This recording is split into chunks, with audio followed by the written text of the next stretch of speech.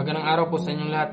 Ako po si Kin Monsalud Saladaga, isang estudyante ng kriminolohiya na may pangarap na maging pulis balang araw. At kung ako man po ay magiging pulis sa hinaharap, isa sa mga nais kong bigyang pansin at mahigpit ipatupad ang batas laban sa pagmaneho ng walang lisensya. Sa aming lugar sa Tabogon, nakikita na po ang mga kabataan gumamit ng motorsiklo kahit walang helmet at wala pang pahintulot magmaneho. Dahil dito, may pagkakataong nagkaroon ng aksidente at may nasaktan. Bilang isang kabataan, pasakit makita may buhay na nalalagay sa panganib dahil sa kakulangan ng pag-iingat at disiplina. Para sa akin, mahalaga ang dumaan muna sa tamang proseso bago humawak ng manibela.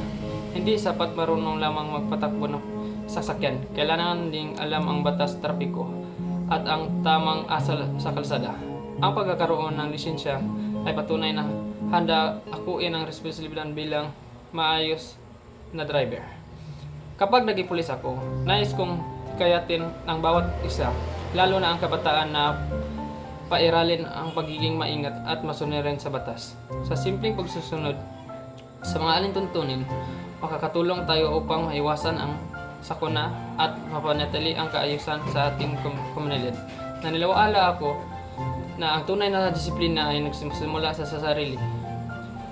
Kung bawat isa ay magiging responsible, may maging ligtas ang ating mga daan at mas maprotektahan natin ang buhay ng bawat mamamayan. Ako po si Kian Monsalud Saladaga at maraming salamat po sa inyong pakikinig.